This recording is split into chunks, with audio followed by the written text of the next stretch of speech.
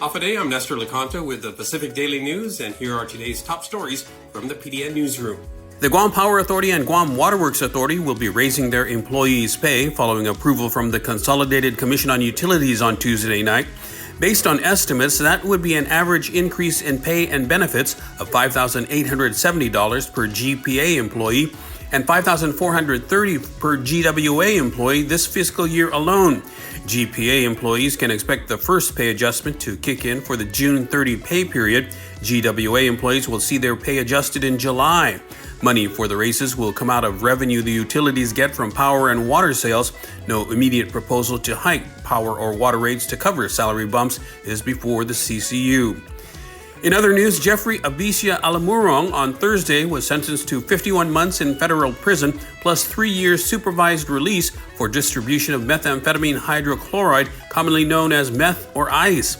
District Court of Guam Chief Judge Francis Tadinko Gatewood sentenced Alimurong, who pleaded guilty to meth distribution. On December 20, 2021, Alimurong offered to sell 2 ounces of meth to a confidential source for $5,000. Alimurong was not indicted until 2 years later, in December of last year. And finally, Superior Court Judge Vernon Perez on Tuesday resentenced Joyner Scott Sked to life in prison for the 2021 murder of former Humåtak Mayor Daniel Sanchez, said Yolanda Elliott, spokeswoman for the Office of the Attorney General. Sked, along with then-boyfriend Rudy Kinata, faced jury trials in 2022, and in February, Sked was found guilty on charges of murder and aggravated assault, both carrying a special allegation of possession and use of a deadly weapon in commission of a felony. Sked appealed her conviction, and the Guam Supreme Court remanded the matter back to the Superior Court after it reversed the conviction for the special allegations and vacated the conviction for aggravated assault. There are love languages, and then there is love in language. It's an ancestral connection for many Chamorro speakers and speakers in practice, including Tamara Cruz from Fino'håya and Dedido.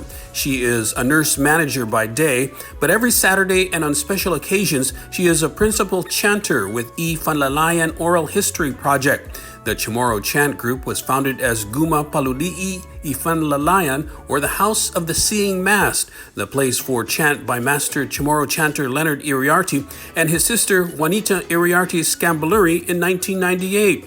In 2007, the group highlighted their research efforts under the name Fanlalayan Oral History Project.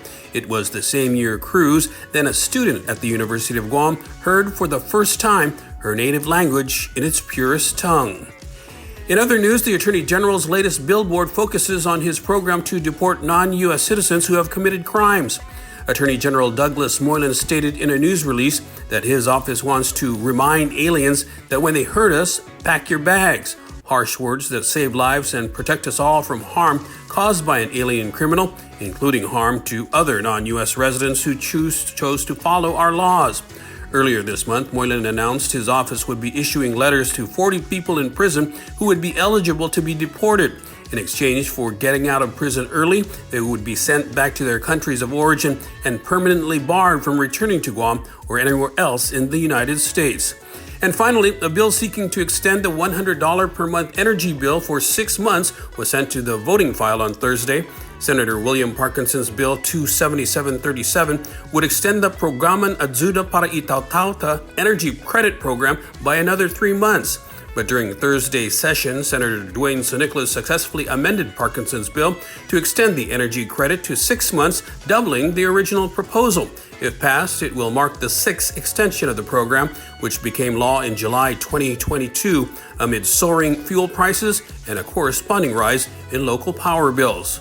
For more on these stories, go to GuamPDN.com and follow us on social media.